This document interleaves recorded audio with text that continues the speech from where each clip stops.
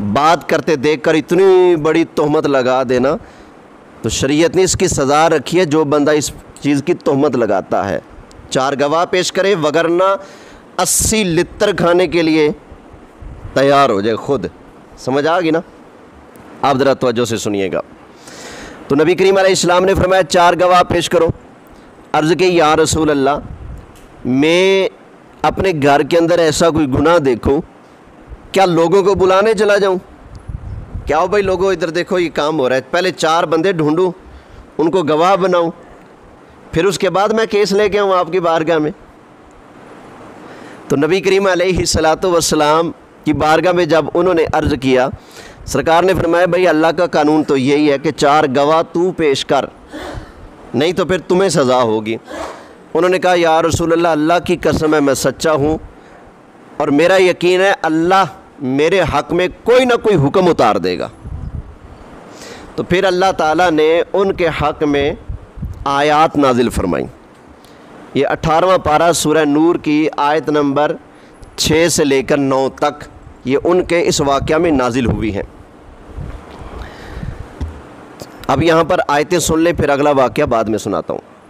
اللہ فرماتا ہے والذین یرمون ازواجہم، وہ لوگ جو اپنی بیویوں پر زنا کا الزام لگاتے ہیں، دعویٰ کرتے ہیں کہ اس نے ایسا کیا ہے، ولم یکن لہم شہداء، اور ان کے پاس کوئی گواہ بھی نہیں، الا انفسہم، سوائے اس کے کہ وہ خود گواہ ہیں، اس کے علاوہ کوئی ان کے پاس گواہ نہیں، کیونکہ گھر کے اندر میاں بیوی رہتے ہوتے ہیں نا، اس لیے اللہ نے ان کا مسئلہ باقی لوگوں کے مسئلے سے الگ کر دیا کہ باقی دنیا میں کوئی بھی بندہ کسی پر، مرد پر یا عورت پر یہ تہمت لگائے تو 4 گواہ عینی پیش کرے، وگرنہ خود مار کھانے کے لیے تیار ہو جائے۔ لیکن میاں بیوی گھر میں رہتے ہیں، بعض اوقات تو عام لوگوں کا وہاں گزر بسر تو نہیں ہوتا، 4 گواہ مشکل ہیں، تو ایسے میں اللہ نے پھر ان کے لیے قانون الگ بنا دیا۔ فرمایا وہ جو اپنی عورتوں کو عیب لگاتے ہیں اور ان کے پاس کوئی گواہ نہیں سوائے خود کے، خود گواہ ہیں اور کوئی گواہ بھی نہیں، فشہادۃ احدہم، تو ان کی گواہی کیسی ہوگی؟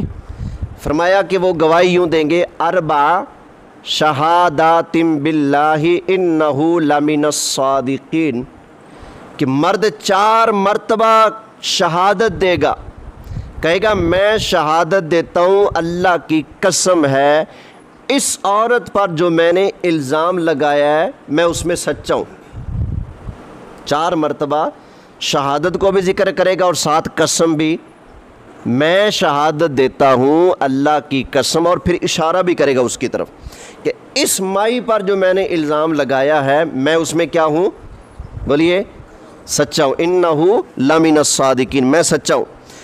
والخامسۃ، اور 5ویں مرتبہ یہ کہے گا، 4 گواہیاں ایسے دینی ہیں کہ میں شہادت دیتا ہوں اللہ کی قسم میں اس بات میں سچا ہوں، 5ویں مرتبہ یہ کہے گا والخامسۃ اللعنۃ اللہ علیہ ان کان من الکاذبین، 5ویں مرتبہ مرد کہے گا کہ اگر اس بات میں، اس گواہی میں، شہادت میں جھوٹا ہوں تو اللہ تعالیٰ مجھ پر لعنت کرے۔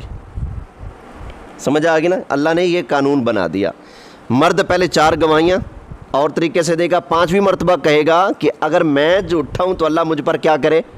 لعنت کرے۔ 4 مرتبہ کہے گا میں شہادت دیتا ہوں اللہ کی قسم میں سچا ہوں اس عورت نے یہ کام کیا ہے، 4 مرتبہ یوں، 5ویں مرتبہ یوں۔ اب آگے سے کیا ہوگا؟ فرمایا وَيَدْرَأُ عَنْهَا الْعَذَابُ، اب عورت سے سزا ٹل جائے گی،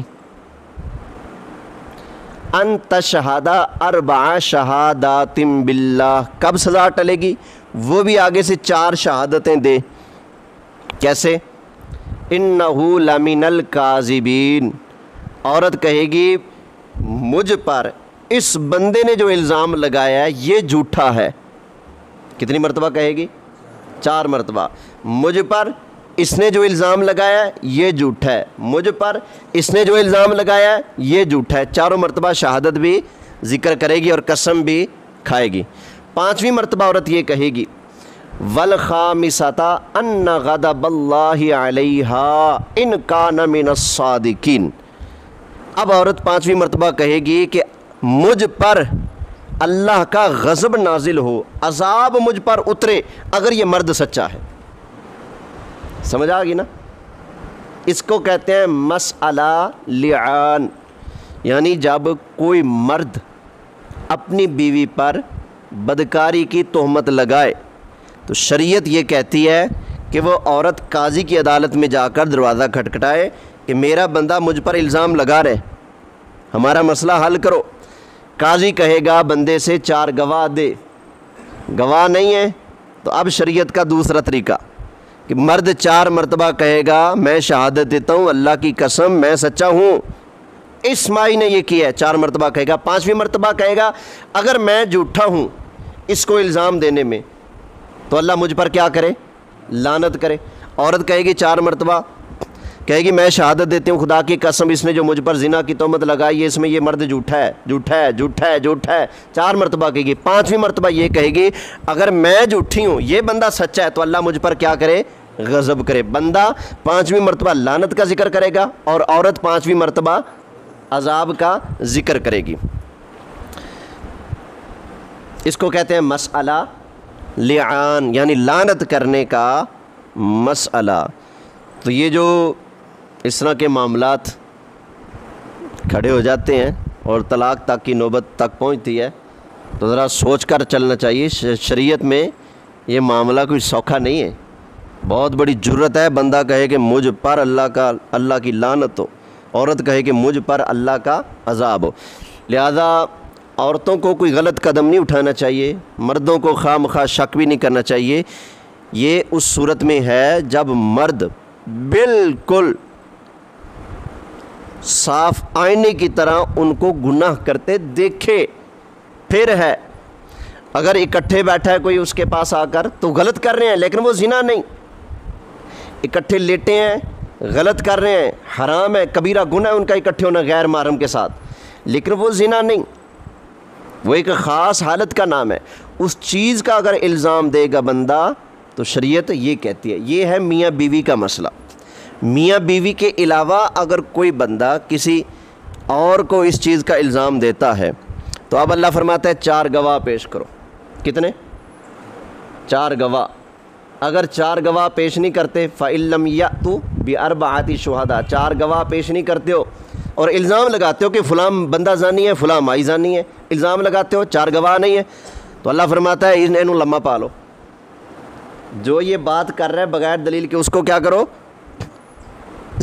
اس کو لٹاؤ اور کوڑے مارو اس کو، یہ شریعت کہتی ہے۔ لہذا کسی کی عزت کو داغدار کرنے سے پہلے، کسی پر بات کرنے سے پہلے، الزام لگا لینے سے پہلے ذرا سوچ لینا چاہیے اللہ کیا فرماتا ہے۔ یہ جو میں قدم اٹھانے جا رہا ہوں اللہ نے ہر معاملے میں گواہ 2 رکھے ہیں، ہر معاملے میں گواہ کتنے ہیں؟ 2، لیکن یہ جو معاملہ ہے کسی پر اتنا بڑا داغ لگا دینا، اس معاملے میں اللہ نے گواہ 4 رکھے ہیں۔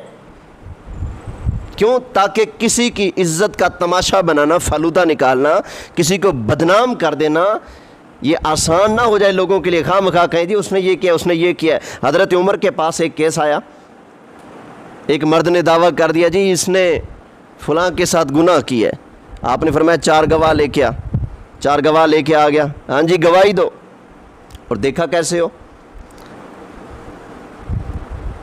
جیسے سوئی میں دھاگا ہوتا ہے، یہ حدیث کے الفاظ ہے، اس طرح سے دیکھا ہو۔ تو حضرت عمر نے فرمایا 4 گواہ اس انداز کے پیش کرو۔ پہلا گواہ پیش ہو گیا، دوسرا پیش ہو گیا، اس نے کہا جی بالکل ایسے ہی دیکھا ہے، تیسرا پیش ہو گیا بالکل ایسے ہی دیکھا ہے، چوتھا آیا اس نے کہا نا جی نا میں نے صرف اکٹھے بیٹھے دیکھا ہے، اگلی گواہی میں نہیں دیتا۔ حضرت عمر نے فرمایا ذرا گواہاں بھی لمحہ پاؤ، تو جڑا الزام لگان والا انہوں بھی لمحہ پاؤ، پھیرو ان کو جوتے۔ تو یہ معاملہ آسان نہیں ہے۔ اب یہ ٹاپک انتہائی سنجیدہ ٹاپک ہے لیکن اس کو بیان کرنا بہت ضروری تھا۔ گھر گھر میں لڑائی ہو جاتی ہیں تو پھر مرد کی بیوی سے نہیں بنتی، ویسے اس کا کہیں خود کو منہ مارنے کا جی کرتا ہو تو اس شریف زادی کو الزام دے دیا ہے، تو یہ ہوتا ہے طلاق کیوں دی؟ صحیح اس کا کریکٹر صحیح نہیں تھا. خود شرابی ہو، کبابی ہو، زانی ہو، ہر برائی کا مجسمہ بندہ خود بنا ہوتا ہے بعض اوقات، اور الزام اس مائی کو دے دینا نہیں، اس کا کریکٹر صحیح نہیں تھا. خالی کسی کو حرام زادہ کہہ کے گالی دینا، حرام زادہ، اس کی شریعت میں سزا ہے حرام زادہ کہنے کی. سمجھ آ گئی نا؟ کسی کو حرام زادہ جب کہیں گے تو اس کی ماں پر الزام لگتا ہے کہ نہیں؟ بولیے حرام زادہ بندہ کب بنتا ہے؟ جب اپنے باپ کا نہ ہو، کسی اور کا ہو تو اس کو حرام زادہ کہا جاتا ہے. اس گالی کی شریعت میں اتنی سزا ہے کہ 100 کوڑے مارو اس کو جس نے کسی کو اپنی زبان سے حرام زادہ کہہ دیے. تو ذرا سوچنے چاہیے جن کی عادت ہے اے حرامیاں، حرام زادہ، آپ نے بچوں کو کہہ رہے ہوتے ہیں جس سے لڑائی ہوگی حرامی ہو ہے. تو یہ شریعت کے معاملے سمجھے. مسلمان کی عزت اللہ کو بہت پیاری ہے. میرے آقا علیہ السلام ایک دفعہ کعبے میں تشریف لائے. آپ میں سے کوئی بندہ سوچ سکتا ہے کعبے کی بے عزتی کرے؟ بتائیں، بولیے. نہیں نا. کعبے کو گرانے کا، کعبے کی توہین کرنے کا، کعبے کو گالی دینے کا کوئی سوچ سکتا ہے؟ نہیں نا. تو اس لیے حضور نے کعبے کے ساتھ مسلمان کو جوڑا. نبی کریم علیہ السلام نے فرمایا اے کعبہ سن، تیری عزت بڑی ہے، تیری شان بڑی ہے، تیرا وقار بڑا ہے، لیکن ایک مومن مسلمان کی حرمت عزت اے کعبے تجھ سے بھی زیادہ ہے. سمجھ آئی نا؟ کعبے کی توہین کرنا بڑا گناہ ہے، آدمی بے ایمان بن جائے گا. لیکن ایک مسلمان کے اوپر الزام لگانا، اس کو ذلیل کرنا، کعبے کی بے عزتی کرنے سے بھی بڑا گناہ ہے. سمجھ آ گیا نا؟ اس لیے یہ جو ہوتے ہیں صوفیہ عارفین، یہ ایک بات کرتے ہوتے ہیں، وہ کیسے ہے یار مجھے پوری یاد نہیں، جو کوئی ڈھیندا کعبہ ڈھا دے، مسجد ڈھا دے، مندر ڈھا دے، جو کچھ ڈھیندا ہے ڈھا دے، پر کسی دا دل نہ ڈھاویں. اور اس طرح کی ایک بات کرتے ہیں، اب مجھے یاد نہیں. ہاں جی، یعنی دل جو ہے نا اللہ کی تجلیات کا مرکز ہے. تو جب انسان کو تکلیف پہنچتی ہے نا تو اس کو غم کہاں ہوتا ہے؟ پریشان کیا ہوتا ہے؟ اس کی دھڑکن تیز ہوتی ہے، بی پی لو ہوتا ہے یا ہائی ہوتا ہے. بی پی کو لو کرنا، ہائی کرنا یہ دل کے ساتھ ہے نا. دل کی دھڑکن تیز ہوگی یا لو ہو جائے گی. تو انسان کو جب ٹھیس پہنچتی ہے تو اس کا دل غم زدہ ہوتا ہے. اور دل اللہ کے نور کا، اللہ کی توجہ کا، اللہ کی جلوہ گری کا مرکز ہے. حدیث شریف ہے، اللہ فرماتا ہے میں نہ زمینوں میں سماتا ہوں نہ میں آسمانوں میں سماتا ہوں، کوئی چیز ایسی نہیں جس میں سما سکوں. ہاں مومن کا دل میں نے ایسا بنایا ہے، اگر میں چاہوں تو مومن کے دل میں جلوہ فرما لیتا ہوں. تو مسلمان کا دل اللہ کی تجلی گاہ ہے. تو جب مسلمان کو تہمت لگے گی، الزام لگے گا، اس کو ٹھیس پہنچے گی. کعبہ اللہ کا گھر ہے، وہاں اللہ کی رحمتیں اترتی ہیں، لیکن رب نہیں رہتا. لیکن مومن کے دل میں کون رہتا ہے؟